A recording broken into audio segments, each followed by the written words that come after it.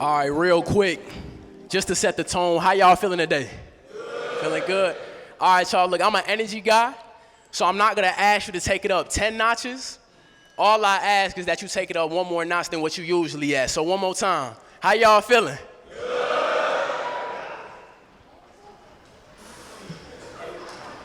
I wanna start with this quote. It's by Nelson Mandela. I learned that fear is nothing to be afraid of. I learned that courage isn't the absence of fear, but the choice to conquer it. I learned that courage isn't the absence of fear, but the choice to face it.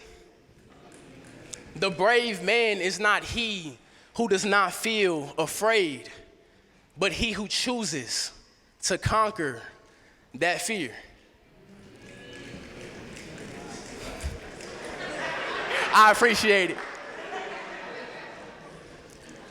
One thing that I truly believe is each of you in this room, you have a greatness within you. And the only thing that's stopping it is your own personal fear. The fear of the unknown, the fear of the opinions of others, the fear of failure. But what if you knew? What if you knew that on the other side of that fear was everything you've been waiting for?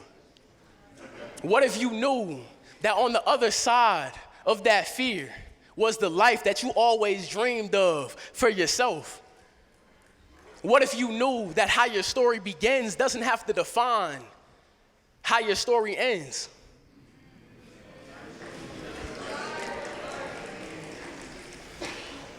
Today, I challenge you with the question: will you tap into the greatness within you, or will you let that fear stop you from shining your light? Real quick, I want to say thank you to Silence the Shame. I want to say thank you to Auntie Shanti, to Megan, Nia, Nick, the entire team that helped make today possible. Again, my name is Marquis Hill, better known as Real MJ Hill, and I want to thank y'all so much for y'all time today. I appreciate it.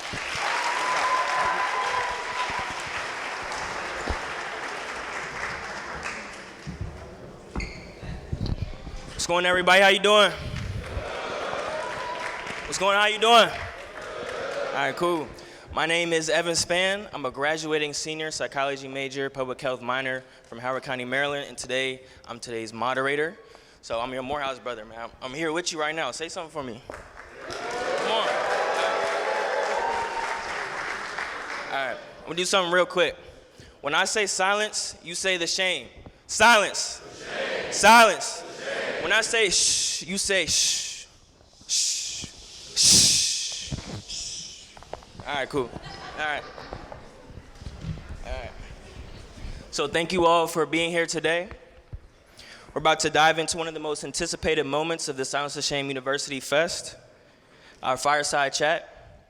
This is a chance to have an open and inspiring conversation that we hope will encourage you to laugh, learn, and get real about mental health.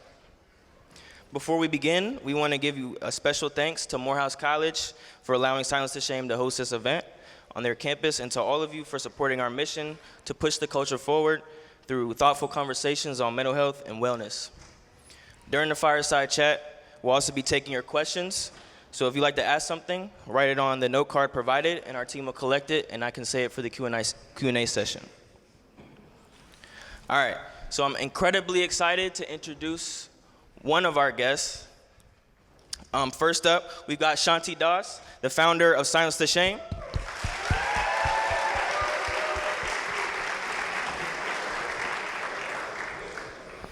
Silence the Shame is a movement breaking barriers around mental health and wellness in our communities. I want to start off, Shanti, do you want to introduce yourself real quick? Okay. All right, what's up, y'all? What's up, y'all? My name is Shanti Shoestring Das, also known as Auntie Shanti. I am from the ATL, Yep, y'all can give it up. Any ATLians, Atlanta natives in the building? Yeah, zone 4 in this piece. So I'll share a little bit about my journey and why I started this organization. So my father died by suicide when I was 7 months old, y'all.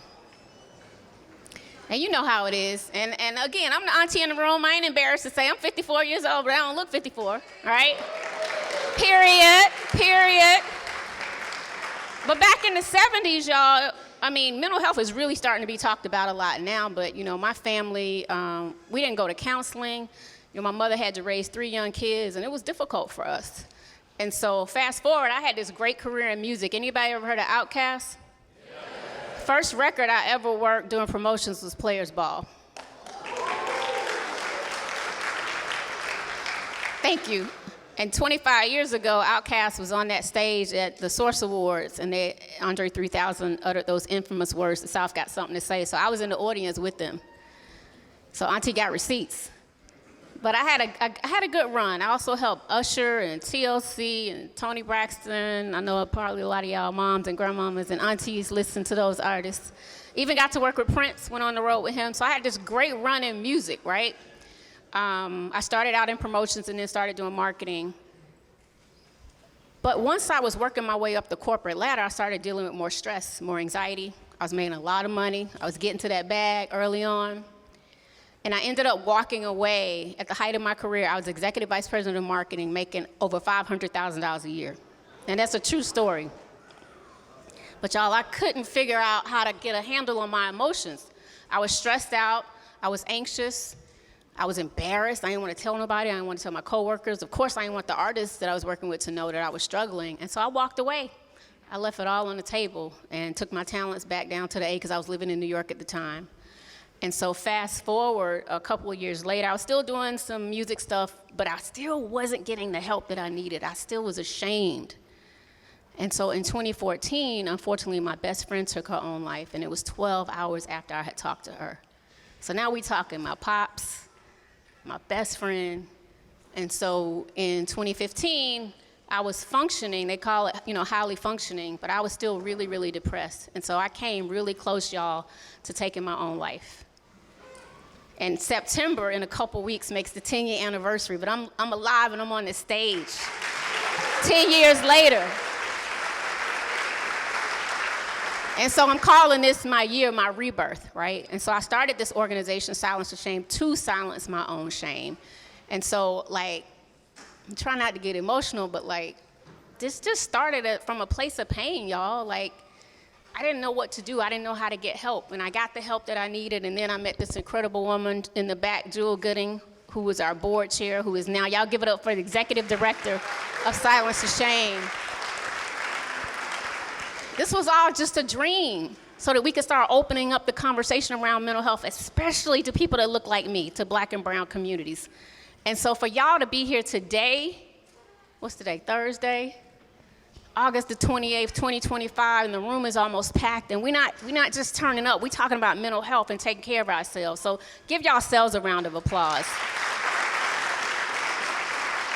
And so I just want to thank my entire staff from the bottom of my heart, Megan, Tamir, Nick, Nia, Sonia, all of our volunteers, our new partners. Y'all, there's a dope restaurant in Buckhead called MCK. Make sure y'all go get some good food at that restaurant when you can get off campus. But it's just so many people, all our sponsors and volunteers, and of course, Evan, our dope moderator. And I want to thank my nephew, Marquis, for all you're doing. Love yourself. I love you, young king. And y'all really take his message to heart. Loving yourself is the most important thing. We all got this phone, and we all be scrolling. We be on TikTok. We doing the challenges. Do the challenge of loving yourself. I want the Love Yourself challenge. That's what we're going to start, nephew, the Love Yourself challenge, because that's what it's about. Because nobody else, excuse my language, is going to give a damn about you more than you. Your mama love you, your daddy love you, your aunties, your grandmother, but at the end of the day, y'all, to the core, you got to love yourself before anybody else can love you. Because when I was in the fight for my life, I had to turn inward. I had to get the help that I needed. I started my medication, and medication isn't for everybody, but I started loving on me. And so that's why we're here. So thank you, Evan.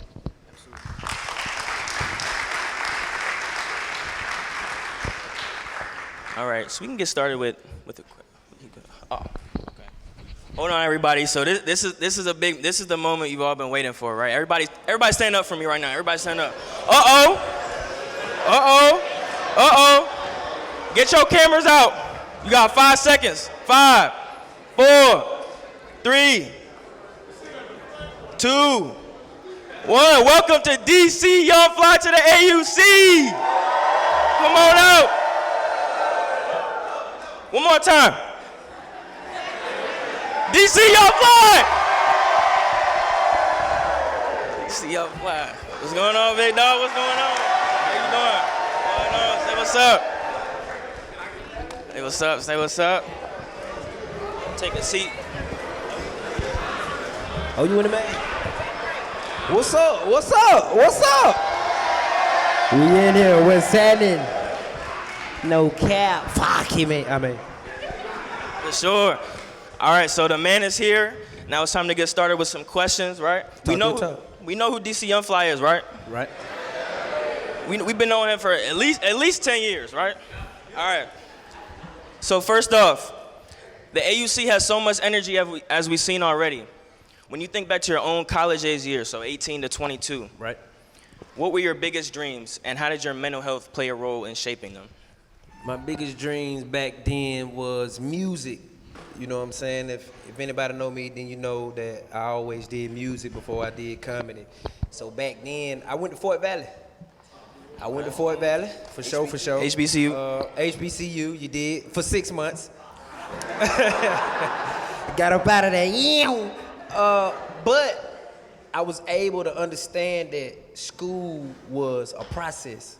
And it was teaching us that it was preparing us to be grown too. So my mental state is always present. And I want y'all to always be present too. You feel what I'm saying? Like, don't waste your time. Understand why you here, where you want to be, what you trying to do. You dig what I'm saying? And don't look at failure as you're backpedaling. Look at failure as you're figuring things out. You don't know it. So when you make mistakes is just telling you how to get it right. So at 18, I would say that I had God in my life. You know what I'm saying? I always was a praying man, but it was a rough time. So my spiritual grounding always kept me humble. All right. You dig what I'm saying? Right. And when you realize God got His hands on you, you got to be appreciative for the opportunities. Cause don't nobody owe you nothing. Nobody, not even your friend, your mama, nobody on this earth owe you nothing. Nobody is deserving of nothing. You work for what you get, and you gotta have a great character about yourself to not allow things in your life, especially trauma, deter you, affect you, especially take it out on people that didn't even really do nothing to you. That's just because you're acting out of emotion of what happened in your life. So at 18, I had to learn a lot of those things. Like, all right, life might not be going how I want it to go, but I'm still moving forward. So remember that you're still moving forward. You might not be moving where you want to go, but you're still moving forward. So at 18, having God in my life and just taking advantage of the opportunities kind of like helped me with my mental state. That's great. I love that. And you mentioned how people don't owe us anything, right? For sure. Can you pass the mic to Shanti? I want her to answer. What do we owe ourselves, right? If nobody else owes us anything, what do we owe ourselves as humans and as young men and women right here in the AUC? That's a great question. Thank you, Evan. And again, thank you, DC, for being here. Another ATL, and y'all give it up again for DC Young Fly. Zone 4. So what you owe yourself, I think, in my opinion, and it took me a while to learn this, again, I alluded to this earlier, is loving me. I was so busy because, working with Outkast, working with Usher, all these celebrities and stars, I was loving on them and pouring into them, but I wasn't taking care of Shanti. I mean, I was working 20 hours a day, literally, from the office to the club to the studio, sometimes back to the office, but I wasn't taking care of myself. And that was what I think led to a lot of anxiety and stress for me dealing in a high-paced job like I was doing. And so I learned the hard way to take care of me and take care of myself. And you really gotta learn to pour back into you no matter what. everybody is always pulling at you, your teachers, your family members, your friends. And then you also gotta learn, like, who really messes with you? Who are your friends versus who are your associates? And I learned that the hard way. Because I thought everybody loved me, like I'm cool, I'm hooking them up, giving them CDs, and now I'm streaming, but I was giving them CDs, free concert tickets, and doing this, that, and the third, and I thought people were gonna reciprocate and turn that love back on me, and that's not how life works. So I also had to learn how to have thick skin. So again, it's loving on me, knowing who I am, knowing whose I am. DC talked about his faith. I'm a child of God. I know when ain't nobody else got me, God's got me. Amen. And it might not always be the way I want it to look, because God doesn't have to pour favor on you 24 hours a day, right? God gave man choice and woman choice. So life is about the choices you make. So I chose to learn how to love on me and pour back into me. You know, something you might hear your mamas and your aunties and your grandmamas going through. I'm going through menopause right now. And so sometimes my body ain't loving on me, but I am pouring back into me and making goals every single day to take care of Shanti. If I need to get up and work out in the morning or take a walk, check. If I need to go outside and I'm having a stressful meeting or I'm, got a lot of travel coming up and I'm just stressed out, like I go outside and I immerse myself in nature and I love back on me. I pour into me. I used to think that shopping and going and buying stuff and retail therapy was the best type of therapy. That's not it. I had to learn how to actually seek counseling, go to a therapist, talk to somebody about my problems. Again, that was loving on me. So if nothing else, y'all, again, love yourself, because it's a hard world out here and people don't give a damn about you. All right, I love that. And so Shanti, you mentioned how you were in a high pressure environment with your job and you had a lot of stress to cope with. DC, you're known for your humor and charisma. So how do you use comedy to cope with stress? And do you think laughter really helps mental health? Yeah, laughter help with health, with your mental health, because laughter good for the soul. When you laughing, you kind of forget what you're stressing about. You dig what I'm saying? And a lot of people gotta laugh at that pain. Not saying that it's funny. Find the joy out of it. Find the purpose out of it. You dig what I'm saying? Like, that's why laughter is good for the soul, because laughter helps you ease the pain. And I use my comedy as a way of expression. You know what I'm saying? I get to be certain characters on stage that you guys can relate to, and then I know that they can relate to because I know that they can feel them. Mm-hmm. Like, I just can't act out of emotion and then just be like, oh, no. I know I have a job. I know I have a purpose. So you know what I'm gonna do? I'm gonna create somebody on stage. Well, that's a hell of a message. Everybody try to keep your phones quiet. Big time. Okay. Where was it? That was good right there. Yeah, I appreciate that. No, I'm saying, because Yeah. when you on stage and I create certain characters that I know that they can resonate with, because I know that these characters go through the same thing that they're going through. Yeah, absolutely. You see what I'm saying? Yeah. So laughter is definitely good for the soul, and it kind of helps the mental health. All right.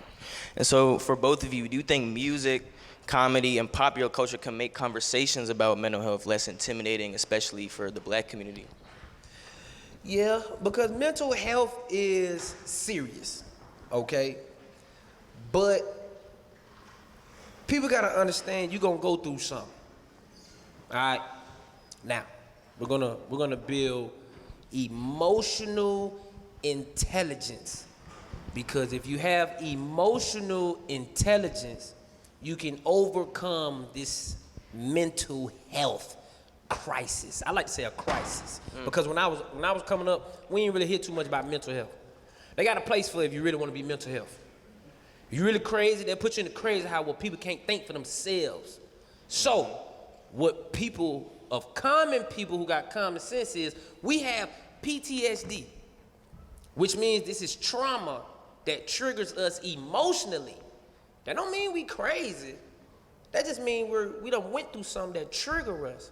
We gotta figure out emotional intelligence to not let it have that type of power over us. So when we go through something, you know what I mean? We're gonna be human, we're gonna feel the emotion, but we're gonna have the intelligence enough to know which emotion to choose, which is best for us in the right moment. And that comes from having a relationship with God. Because that strength you can't get by yourself. So I'm gonna say that again. That strength you can't get by yourself. You ain't that smart. You ain't that strong. But you can be if you got a relationship with God. And he always put his toughest battles on his toughest soldiers. Because he know they can't deal with it. But if I use you, you gonna help multitude of people. This is why I made you who you are. So don't look at it like, oh man, why me? No, it's happening to you because other people are learning from your life, your experiences. So having emotional intelligence will always overcome this mental health crisis that we're going through. Absolutely. Shanti, you can answer that as well. Yep, absolutely. Thank you, DC. So my take on that question is we all have mental health, right? We may not all have a mental illness.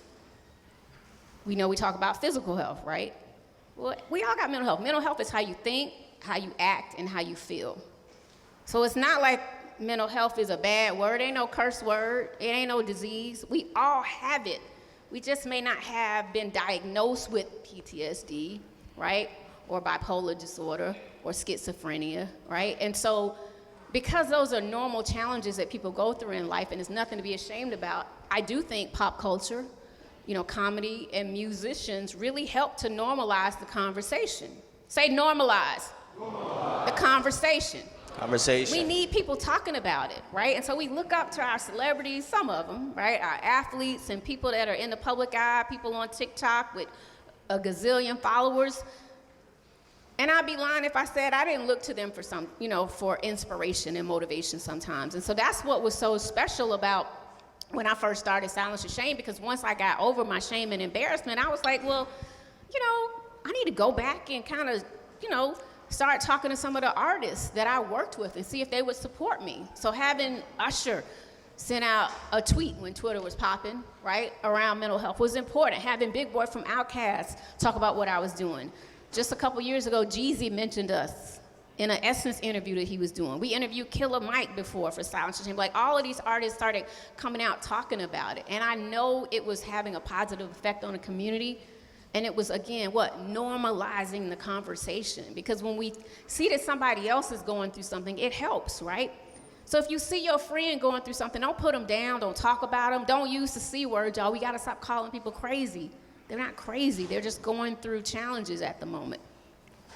But if they tell you like, oh, I'm going to therapy, if one of your friends, one of your close friends said, oh, you know what, I've been in therapy, you might even be surprised, but guess what? Them telling you that is what? Normalizing it, and it's making it okay for y'all to see somebody and for y'all to talk to somebody.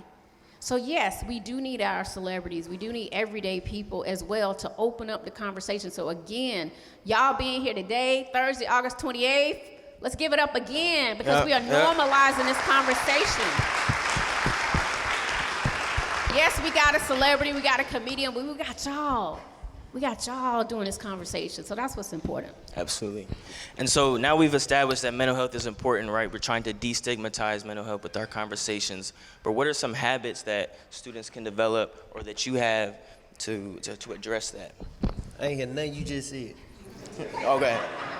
So some habits that you can develop for mental health, right? For yourself. Daily habits, monthly habits. Something to like help? Yes. Well, go back to what she was saying, everybody, to each his own. Everybody's process is different. Yeah. You know what I'm saying? I like to always direct people to where I go for my answers because I feel like no human, this is why you have other people on panels so you can hear different perspectives. You dig what I'm saying? I'm only speaking from a spiritual standpoint. Because I don't feel like no human can help me at all. You see what I'm saying? I don't go to no human for no answers. But do I sit and be still because I know how God works? He'll send angels.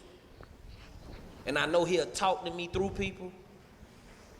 That's why he say when you trying to figure out stuff, you got to be still. You got to have habits of being a praying individual, y'all. Like, Y'all see me, yeah, y'all saw the wilding out and all that, but my character is, I'm a praying man since before time. Before I had anything, when I had nothing, praying man. So when I thought I was tripping, I really wasn't even tripping. I wasn't even going through nothing. I went through stuff later that was way even worse. But those extra lessons helped me to even deal with these lessons that I'm going through now. So habits, just over with lifetime, is just staying prayed up, learning not to react when things get me, you know what I'm saying, like mad, because I am from the streets and I do realize my actions can lead me somewhere. You see what I'm saying? So I'm like, go back again. What I say, is it better for me? Like if I get into it with somebody right now, I know I'll mouth them. I'll get them out my face, quick. But the best thing for me to do is walk away, get in my car that God provided me with, and drive off.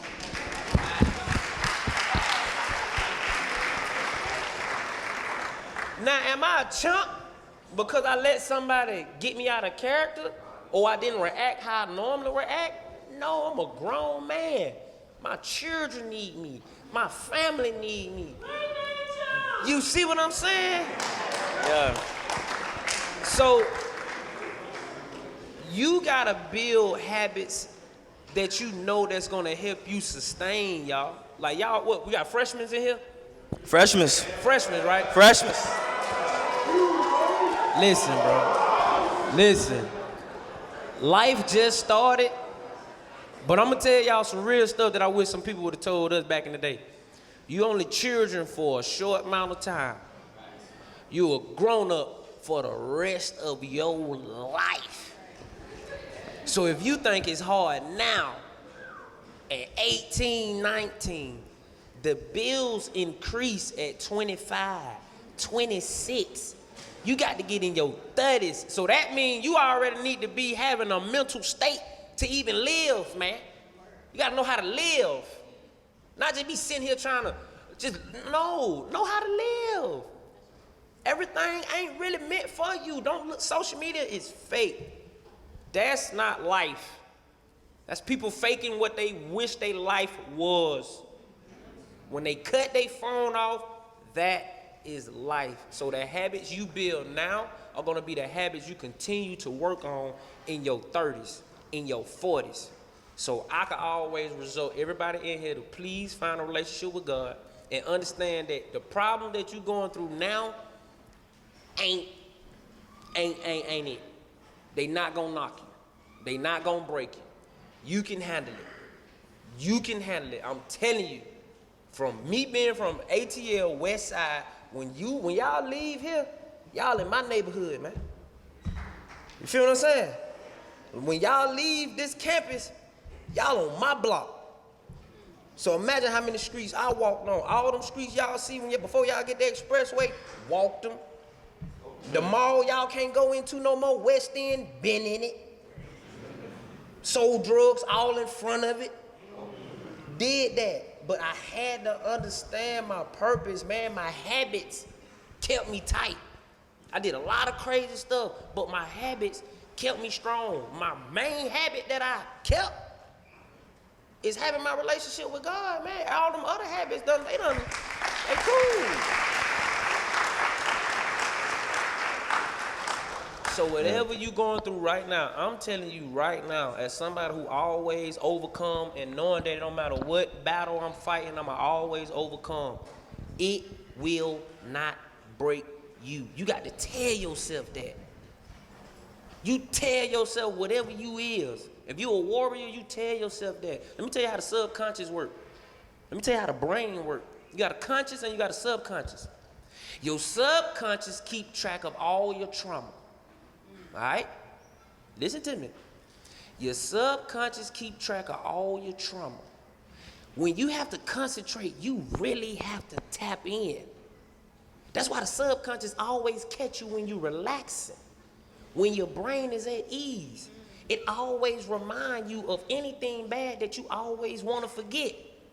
But guess what? You always got to tell yourself, that ain't you. Whatever voice that just came in my head, that's not me.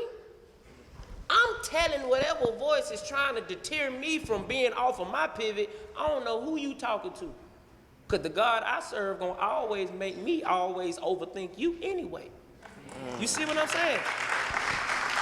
So the habit I would tell y'all to form is get a strong relationship with God and just stay a soldier. That's all.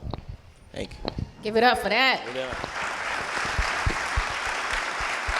All right, so I just got a few self-care tips, and y'all can, write them down if you want to, but some of these are ones that I do. So I did a little acronym for processing through your feelings, because you got to be able to process through your feelings. So RAP, right, RAP. You got to be able to recognize those unfamiliar thoughts and feelings, or when you act out, you be like, oh shit, did I do that? So you got to recognize it, and then acknowledging it and accepting that actually happened. Because how many times we did something, we act like, oh, I ain't do that. That really wasn't me.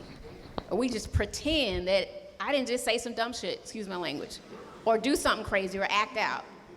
But you gotta recognize it and you gotta accept it. That's the A in rap. And the P is processing through that with somebody you can trust. You might go to God with it, right? You might pray and ask God, what is going on, right? Or you might talk to one of the counselors here on campus, or whatever school you go to. Being able to process through it and talk to a therapist. It's okay to process through it with a professional, whether that is your spiritual leader or somebody else. So that's RAP, right? The next one is, guess what? I used to be the yes girl. I told everybody yes. Everybody I work with, my mama, my sister, my brother, everybody. Now, no is a complete sentence, period. Sometimes it's okay, y'all, to say no. You cannot be everything to everyone. So understand that no is a complete sentence. Next is ask yourself who's in your starting five, right? Football season about to start, but basketball season starts in October. Can't start a basketball game without five players on the court. But who's in your starting five? If you're going through a problem or having an issue or a crisis, who can you really call that you trust? Because some of them friends ain't really the ones you want to be calling. So I would say take time and really write a thoughtful list of 5 people. It could be your best friend, it could be your partner, it could be a grandparent, it could be an auntie, it could be a teacher, a coach, whatever. But get 5 people that you trust that you can call when you're having a tough day. The last thing is giving yourself grace. Say giving myself grace. Because we beat ourselves up all the time. And life's gonna be life, and things are gonna happen, and guess what? We're gonna make mistakes. Auntie Shanti is 54 years old, and I still make mistakes, y'all. But I've learned to give myself grace because I'm not perfect, and I know God forgives me, and he always got my back. And the last thing I'll say to y'all is tap into that inner child. Okay, what y'all, 17, 18, 19 years old? Okay. But if you having a bad day, what was something that you used to do as a kid that made you happy? Name one thing. Climbing trees. What else? What you used to do? Singing. So I'm saying all that to say, like, I used to love roller coasters. I was in Paris on vacation. Now, I probably shouldn't have got on that roller coaster because these knees couldn't handle it. Hold on, quiet down, All right, quiet down. Let's roll it back. But I like to go to amusement parks, and I still do that when I'm stressed out. Or I sing in the shower to the top of my lungs, right? Or I like to color, I like to draw. Some people might like Legos, they having a new resurgence. Whatever it is, tap back into your inner child and be present and not always have this phone on. So you gotta be present and you gotta tap back into that inner child when you're having a bad day. Thank you.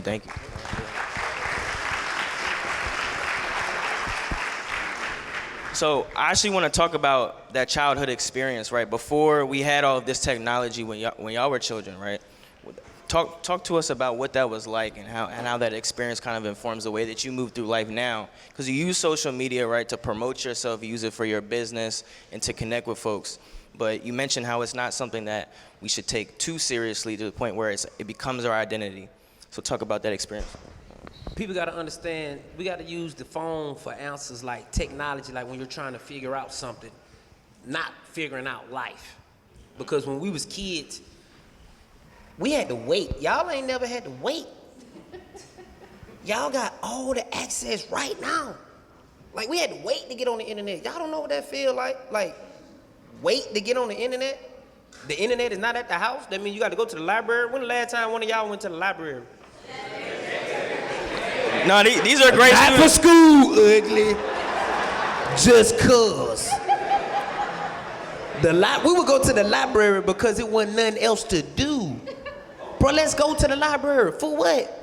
We doing the same thing here, nothing. So it's like, y'all got so much access to technology is literally a form of finding a way to navigate, but not navigate through life. If you're trying to be a plumber, use your phone to figure out how to be a plumber. Not being on your phone to see what Shawty doing or what they putting on or what picture I need to post, and you're doing this for so long, by the time you're 60, this how you gonna look because your back posture messed up. But when we was kids, bro, we had an imagination because we didn't even know what stuff looked like. So we tried to figure out what it was in our head. I ain't never saw that before. So I'm gonna imagine. Oh, I don't know what this is, so I'm gonna go outside and try to figure it out. Now the kids got the technology that y'all lose interest so fast, man. You thought you want to do something, then you see somebody else do something, you want to do what they do, So that's how your life is. You just and now you look like you complaining. No, because it's too much going on. Too much got y'all attention. Like she said, you're not even tapping into your inner child, so you don't even know what you like. You doing what everybody else doing. You doing what everybody you see doing. So you never actually grabbing this, like taking a chance to take it in. Yeah. Pace yourself. So I think when we was young, when we was kids, we actually was kids. Like, we was in elementary school being elementary school kids. Middle school kids, we were being middle school kids. We didn't start feeling like an adult till it was time to be an adult. Now, children are adult, 8, 9, 10. They get to talk to their favorite LeBron James. Imagine how you can text LeBron James in the DM every day. Yeah. Until he respond like, all right, LeBron, I see you. That's y'all fan mail now. We would literally have to send a letter to somebody. That means if you really want somebody's attention, get a piece of paper. Write. Some of y'all don't even know how to write. Who knows how to write a letter? Indent. Well, they in college. Hold on. When's the last time you mailed off a letter? Mailed off a letter. Going to the mail post office, putting a stamp on it, sending it off, hoping they read it, send you something back. But all that goes to say is, we had to wait. All that goes to say is, we had to wait. The process was waiting, imagining that they read it, imagining that they wrote you back. But you were smart enough to even understand that even though you sending off a letter, this is how you pay bills. So even though we out here as a child doing child things, we're still molding ourselves to be adults. So the technology nowadays is taking y'all attention, but it's not raising y'all to be adults. It's raising y'all to hate each other. It's raising y'all to only see negativity. They put an algorithm in y'all face every day of what they think you may like. Not what you going to search for. Not what you telling them that you like. They putting an algorithm in front of you of what they want you to see and what they think you like. So imagine all the stuff you see, you like, man, I don't like that, man. Who is that? I don't want to see that. That just letting you know, get off of it. Put it down. Go do something you like. Go do something that brings you peace. Go do something that makes you happy. And like she said, man, get back to being kids, man. Yeah. You dig what I'm saying? Definitely. Everything. Okay, cool. So, we have a bunch of people here. Raise your hand if you're here with your friend right now. So we got friend groups here, right? How can people's friend groups, right? How can people create a space of openness and open mental health in their friend groups while they're in college? I think she said it best earlier, to not judge. You know what I'm saying? Everybody friend going through something, right? Everybody know you know what your friend going through something, cause that's your friend. Learn how to talk things out with your friend. Learn how to stop being so judgmental with your friends. And be open-minded to criticism. Be open-minded to another person's perspective. You feel what I'm saying? Because how they might see greatness. A lot of people don't like to change. It's okay to change. So want to have friends that's around you and not tell you what they think you want to hear, but tell you what you need to hear. Don't have no yes men around you. Have some people that, hey man, you tripping. Why you ain't go to class? Have somebody to be like, hey, why you ain't go to class? Instead of saying, bro, let's go skip class. It's a difference. The only thing I would add to that is, how many, like, show of hands, if somebody said something to you and you just automatically be like, oh my God, I feel so sorry for you, right? It's just sympathy just kick right in. And sometimes sympathy is important. But for me, I don't want anybody to feel sorry for me when I'm going through something. I need more empathy. Y'all heard that word? Empathy. Being able to kind of put yourself in their shoes, right? And then sometimes, y'all, in friend groups, we always trying to fix our friend if they tell us what's going on or something that's going wrong. Sometimes we just need you to sit and listen. Just be a good friend and lend an ear. We don't need you to try to fix me. But we also have to tell people, we got to tell our friends what we need and what kind of peace is going to bring us, or what will bring us peace, rather, in this friendship. So you got to tell them, like, I really just want to get this off my chest. So if you could just kind of sit and listen and just let me talk. It might get on your nerves, you might be in a rush, but if that's really your friend, you gotta be able to sit and allow them to get through what they're going through. And if a friend happens to get diagnosed with a diagnosis like bipolar disorder or something, then as a good friend, do your research, do your homework, learn about it. Don't call them crazy, don't call them names, don't tell other friends that they're going through something. Mind your business and keep your friend's business to yourself and keep it private. So come from a place of empathy and not sympathy, and then be willing to do things together. Like maybe y'all have one wellness activity a week as a group. You can pick an hour and say 1 hour a week, we're gonna do something to focus on ourselves and pour back into ourselves. So you're normalizing the conversation, you're coming from a place of empathy, and then you're surrounding yourself with like-minded people. Absolutely. Thank you. And so we only have a couple minutes left.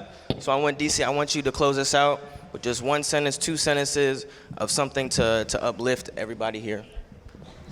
1 or 2 sentences to uplift everybody in here. First of all, I feel like everybody in here has the ability to be great. All right?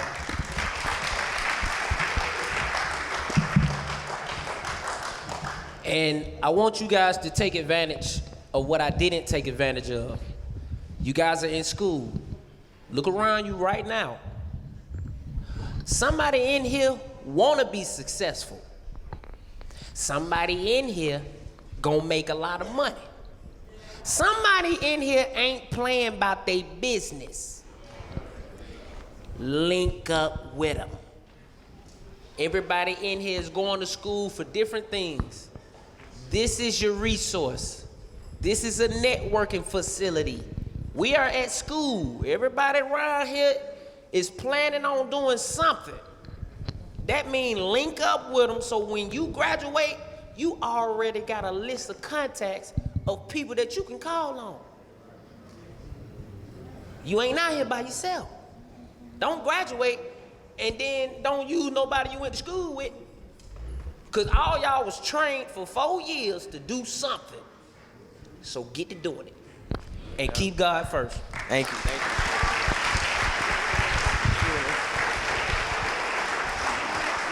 All right, I'm gonna leave y'all with my 3 G's.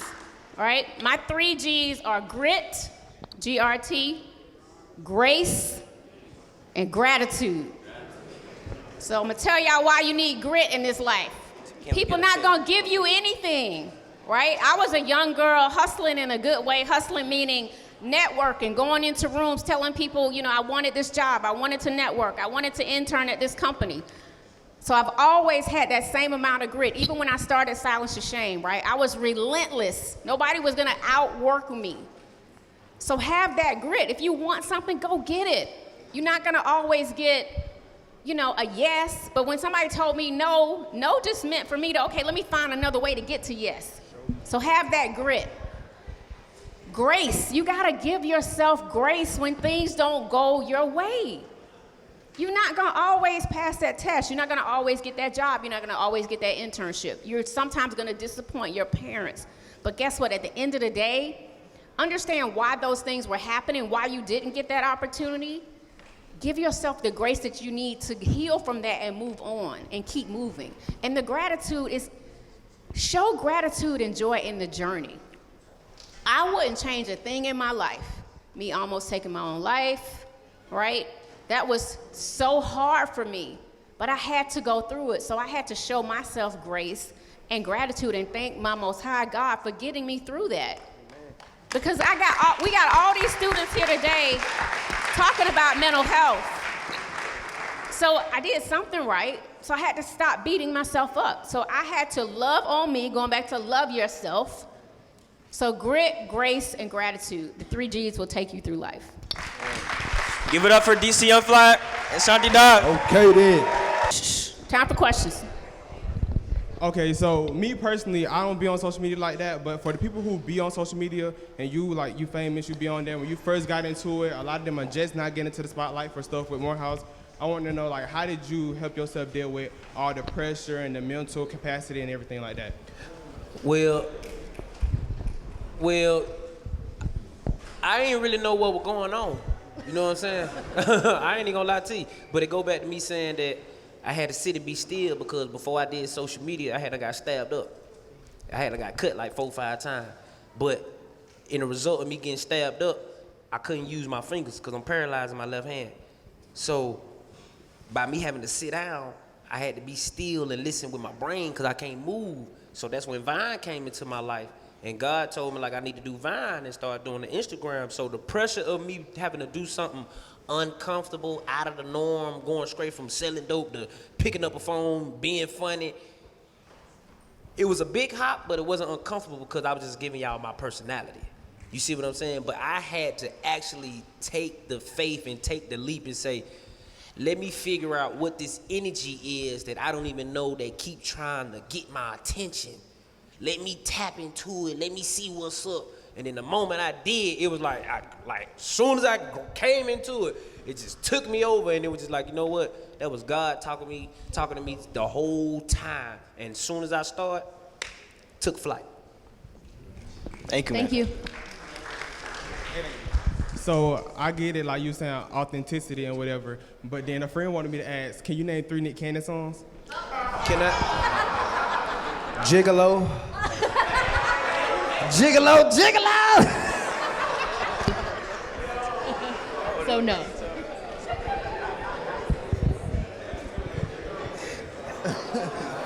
Gigolo remix. Hi, it's a pleasure to meet you. My name is Andrew Blakey. I'm a sophomore journalism major. My boy. My question for you is, when life gets too stressful for you, what are ways you unwind and do stuff for self-care? Self-care, once again, first of all, I start off with prayer. I get myself around anything that's making me uncomfortable. I start off with prayer, then I try to I ask God for guidance because I don't know where I'm going, first of all right? But I know when I get up off my feet, I'm going where I need to go, all right? I'm gonna say that again. I'm gonna go ask God for guidance because I don't know where I'm going. But when I get on my feet, I know I'm going where I'm supposed to go.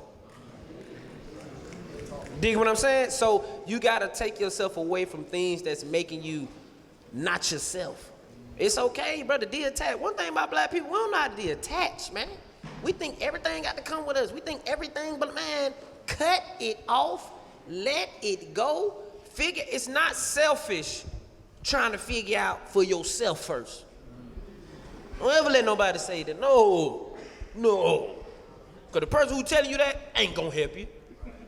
Figure out what you need first so you can even understand how to utilize your powers. You don't even know what powers you got or how to use them yet because you ain't worked out on yourself. You too busy trying to be a superhero for somebody else. And you don't even know how to save yourself.